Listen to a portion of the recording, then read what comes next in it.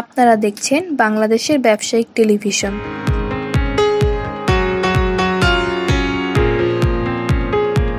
স্বাগত BDTV business idea. কিভাবে শুরু করবেন কোনো ব্যবসা? প্রিয় দর্শক, কত টাকা পুঁজি নিয়ে শুরু করা যায় আর কি যোগ্যতা থাকতে হবে এই ব্যবসা করতে হলে, এইসব তথ্য সহ ব্যবসার নানা দিক জানাবো একজন সফল ব্যবসায়ীর কাছ থেকে। মা কসমেটিকের প্রোপাইটার মোহাম্মদ রাকিবুল ইসলাম সজীব, আপনাকে স্বাগত বিডিটিভি বিজনেসে। আপনি এই কসমেটিক দোকান ব্যবসা কিভাবে শুরু করেছেন? আসসালামু আলাইকুম। আসলে আপনি যে একটা ব্যবসা করবেন, যেমন আমার কসমেটিকের দোকান, যে কসমেটিকের দোকান অনুযায়ী আপনার একটা পজিশন আছে যে আপনার কোন পজিশনে কোন ব্যবসাটা চলবে। যেমন আমার কথাটাই বলতেছি যে আমার এখানে দোকান আছে আপনার কসমেটিকের দোকান একটা, যেমন আমার পাশে মেরাদিয়া প্রাইমারি স্কুলে একটা বিদ্যালয় আছে। এইখানে আপনার যে ব্যবসাটা আমার মূল ব্যবসা ছিল আর কি মোবাইলের দোকান দেওয়া, তো আমি ওই অনুযায়ী পজিশনের দোকান পাই নাই দেখে মোবাইলের দোকানে আমি দেই নেই। আর এখন একটা যে কসমেটিকের দোকান দিয়েছি ইনশাল্লাহ, আমার লাইব্রেরিও আছে সাথে, আমার পাশে একটা প্রাথমিক বিদ্যালয় আছে, ওই অনুযায়ী এই পজিশনে আমি একটা কসমেটিকের দোকান দিচ্ছি আর কি। কত টাকা পুঁজি নিয়ে শুরু করেছেন কসমেটিক ব্যবসা? শুরুতে আমার পুঁজি লাগছে ভাইয়া, আসলে টোটাল সবগুলাই বলতেছি, আমার পুঁজি লাগছিল আপনার এই দোকানের অ্যাডভান্স হলো, আসলে সব দোকানে তো এক জায়গায় এক এক রকমের অ্যাডভান্স লাগে। যেমন আমার দোকানে অ্যাডভান্স লাগছে 1 লাখ টাকা, তারপর আমার ডেকোরেশন গেছে 1 লাখ টাকা। আমার দোকান হলো 10 ফিট 10 ফিট, তা আমার দোকানে অ্যাডভান্স 1 লাখ টাকা, ডেকোরেশন 1 লাখ টাকা, আর আমার পুঁজি 2 লাখ টাকা লাগছে, টোটাল 4 লাখ টাকা লাগছে। কসমেটিকের পণ্যগুলো কিভাবে কোথায় থেকে সংগ্রহ করেন? এই কসমেটিক পণ্যগুলো আমি যেমন আপনি যেভাবে দোকানটা যে জায়গায় দিবেন ওই পজিশন অনুযায়ী আপনি দোকান দিবেন।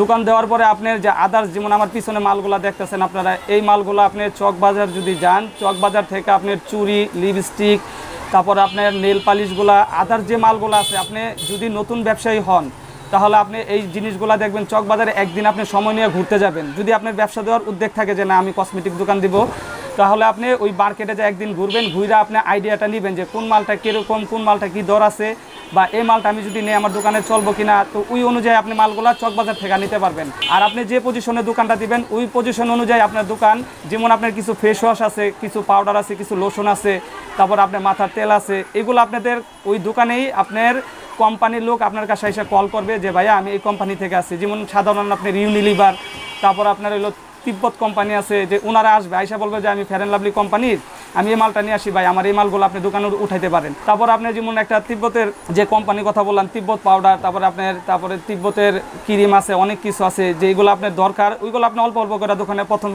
আপনি উঠাইলেন আর কি। বিদেশি পণ্যগুলো কিভাবে সংগ্রহ করেন? ইন্ডিয়ান প্রোডাক্টগুলো যেমন নেভিয়া রুলন, আমার কাছে কোম্পানি আসে, নেভিয়া রুলনগুলো উঠাই, আমার পিছনে দেখতেছেন। তারপরে রেক্সোনোগুলো, এগুলো আমার কোম্পানি আসে, কোম্পানি থেকে উঠাই। যেমন আপনি দোকান যদি দেন তখন আপনার আইডিয়া হবে যে এই কোম্পানি আপনার কাছেই আসবে। যখন আপনি দোকানটা আপনি সুন্দর করে সাজাবেন, সাজানোর পরে কোম্পানি এসে আপনারা বলবে বা আমি এই কোম্পানি থেকে আসি, তখন আপনার মাল দেখবেন আস্তে আস্তে এক এক কোম্পানি, আপনার হাজারো কোম্পানি আছে, হাজারো কোম্পানি এসে আপনাকে কল করবে। আসল ও নকল কসমেটিক কিভাবে চেনা যায় এবং কাস্টমার কিভাবে বুঝবে? আসল নকল পণ্যটা হইতেছে আপনার যে পণ্যটা আপনি কিনবেন, আপনার ওই পণ্যর ইউনিলিভারের যে পণ্যটা কিনবেন, ইউনিলিভারের স্টিকার লাগানো আছে, ইউনিলিভারের রেট দেওয়া আছে, ওই পণ্যটা ওইভাবে দেখে কিনবেন। যেমন আমার পিছনে আপনার নেভিয়া রুলন আছে, নেভিয়া কোম্পানি আসে, নেভিয়ার কোম্পানির স্টিকার লাগানো আছে, ওইটা দেখে কিনবেন। আর কিছু আছে হ্যাঁ, বর্তমানে যে প্রোডাক্টগুলো বাইরেছে, জিঞ্জিরার কিছু বলে আপনারা, যে আসলে অনেক প্রোডাক্টগুলো বাইরেছে, আসলে এগুলো আপনার বিক্রি করার জন্য অনেকজনে দেখা যায় লাভ অংশ বেশি পাওয়ার জন্য চকবাজার থেকে আইনা, চকবাজার যেমন জিঞ্জারের কিছু প্রোডাক্টগুলো আছে ওগুলো আইনা দেখা যায় আপনার 2 নাম্বার অরিজিনাল করে বিক্রি করতেছে। এই জন্যই বলি সবাইকে আপনি যে কোনো জায়গা থেকে প্রোডাক্টটা কিনেন কোম্পানির স্টিকার দেখে কিনবেন। কসমেটিকের দোকান ব্যবসা দিতে লাইসেন্সের দরকার আছে, কিন্তু লাইসেন্সটা হইতেছে আপনার প্রয়োজনীয় একটা জিনিস। যে লাইসেন্সটা কিসের জন্য? আপনার সরকারের আপনি একটা ব্যবসা করতেছেন, সরকারও তো আপনি ট্যাক্স দিতে হবে, এই ট্যাক্সের অনুযায়ী আপনি ট্রেড লাইসেন্সটা করতে হয়। আর ট্রেড লাইসেন্স যদি আপনি করেন যে কোনো ব্যাংক থেকে বা যে কোনো আপনার জায়গা থেকে, তখন আপনি একটা যদি ব্যাংক থেকে লোন নিতে চান তাহলে আপনার দোকানের নাম থেকে ওই ট্রেড লাইসেন্স দ্বারা আপনি ব্যাংক লোন দিতে সহজ হবে আর কি, এই জন্য ট্রেড লাইসেন্সটা করা। আর ব্যবসা অনুযায়ী আপনি ব্যবসা করতেন, সরকারও তো ট্যাক্স দিতেই হবে। কসমেটিক ব্যবসার ঝুঁকি কি কি? মানে কসমেটিকের ব্যবসার ঝুঁকি, আসলে সব ব্যবসায় ঝুঁকি আছে। যেমন কোম্পানি থেকে যে মালগুলো নেবেন, কোম্পানির মালগুলা আপনি যদি এক্সপায়ার হয়ে যায়, আপনি ওই মালগুলা নিচে নামায় সাইড করে রাখবেন, কোম্পানি আবার আপনার এক্সপায়ার হয়ে গেলে ওই মালগুলা রিটার্ন দিয়ে দেয়। ওনারা কী করে, ওই মালটা নিয়ে যায়, আপনার ওই মালের যে রেটটা ছিল ওই রেটটা কাইটা দেয়, বা ওই মালের অনুযায়ী আপনি অন্য মাল দিয়ে দেয়।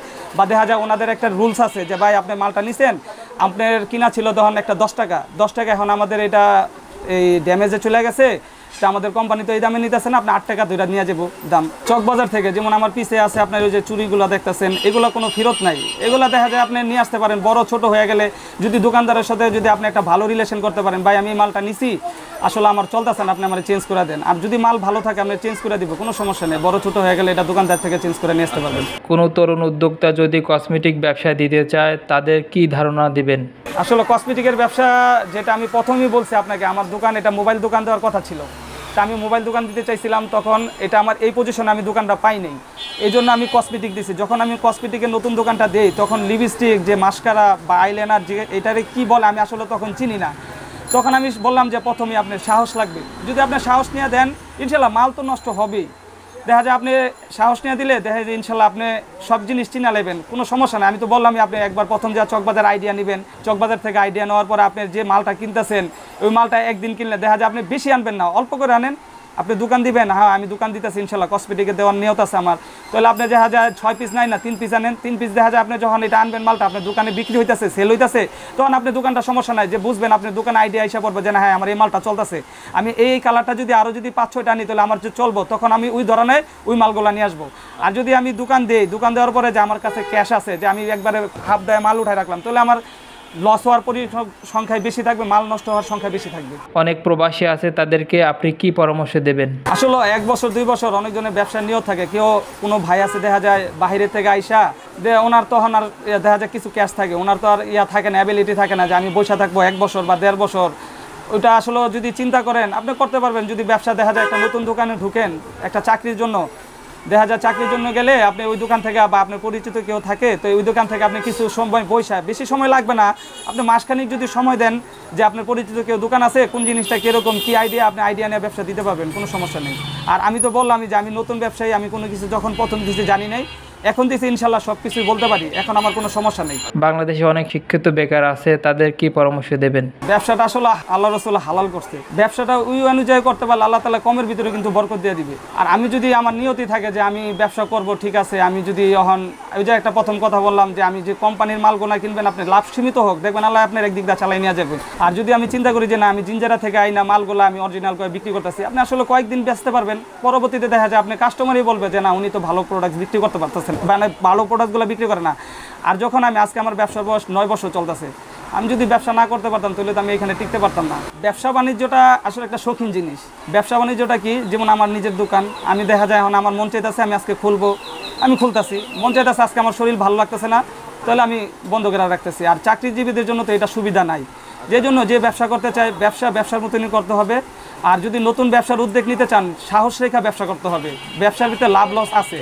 আর আশা করি ইনশাল্লাহ যদি মানে বুঝা যে কোনো জিনিসটাই দেন, বুঝা করতে পারলে ইনশাল্লাহ আশা করি লস হবে না। কেউ যদি ব্যবসা দিতে চায় তাহলে আপনি আমার স্ক্রিনশট আমার নাম্বারটা দিয়ে দেন। যদি কোনো পরামর্শ থাকে বা পরামর্শ চায়, একটা সময় থাকবে আর কি, ওই সময়ের ভিতরে যদি কল দেয় ইনশাল্লাহ যা মানে যে কিছু প্রয়োজন, ব্যবসার জন্য যেটা প্রয়োজন বা কি করতে হবে ইনশাল্লাহ আমি ফ্রি দিয়ে দিব পরামর্শ, কোনো সমস্যা নেই। এই দোকানে মাসে কত টাকা সেল হয়? মাসে বলতে দৈনিক সেল আছে আমার মহল্লা ভিত্তিকে, আপনার যেমন 4000, 3500, 3000, 2500, 5000, 6000 এরকম দৈনিক হিসাব। যদি আপনি ঘরে ধরেন না 4000 করে, 4000 হইলে তো আপনার 1,20,000 টাকা হয়। মহল্লা ভিত্তিক, আমার দোকানটা তো মহল্লা ভিত্তিক। পার্সেন্টটা হইতেছে আপনার কোম্পানির মালের ভিতরে আপনার কোনোটা 10% দেয়, কোনোটা আপনার 15% দেয়, কোনোটা 20% আছে। আদার ওভারঅল মিলা যেমন কসমেটিকের ব্যবসার ভিতরে আপনার যেমন চুরির ভিতরে এগুলো তো আর রেট থাকে না। এটার ভিতরে যদি আপনি একটা কথার কথা কানের জিনিস 15 টাকা দানছেন, 10 টাকা দানছেন, আপনি 30 টাকা বিক্রি করতেছেন, এটা সবাই রেট মোটামুটি জানে আর কি। তো কসমেটিকে অর্ধেক থাকে। আপনার মা কসমেটিক দোকান ব্যবসা নিয়ে ভবিষ্যৎ পরিকল্পনা কি? আসলে ব্যবসা বাণিজ্য তো শরীর তো আর সবসময় এক থাকে না। এখন আছে আপনার ব্যবসাটা মোটামুটি আপনার মানে ক্যাশ খাটায় যদি বড় ধরনের একটা অ্যামাউন্ট খাটায় যদি একটা ভালো পজিশনে ব্যবসা করা যায়, তাহলে ব্যবসা মনে করেন 10-15 বছর করলে আর লাগে না। আর যদি আমি যে আপনার যে পজিশনটা আমার এলাকার ভিত্তিকে আমি ছোট একটা দোকান দিছি, মোটামুটি আমি চলে যেতেছি আলহামদুলিল্লাহ, আমার হাত খরচ দিয়ে আমি মোটামুটি চলতেছি আলহামদুলিল্লাহ, ভালো আছি। ভবিষ্যৎ পরিকল্পনা আমি তো চাইতেছি যেমন যদি কারো পাশে দোকান থাকে, আমার চিন্তা ভাবনা যদি আমি দোকান আর একটু বড় পাই তাহলে আমি এটার সাথে কাপড়ের ব্যবসাটা বাড়ানোর জন্য চিন্তা ভাবনা করতেছি। আপনাকে অসংখ্য ধন্যবাদ আমাদেরকে সময় দেওয়ার জন্য। জি ইনশাআল্লাহ, আসসালামু আলাইকুম। আপনারা দেখছেন বিডি টিভি বিজনেস।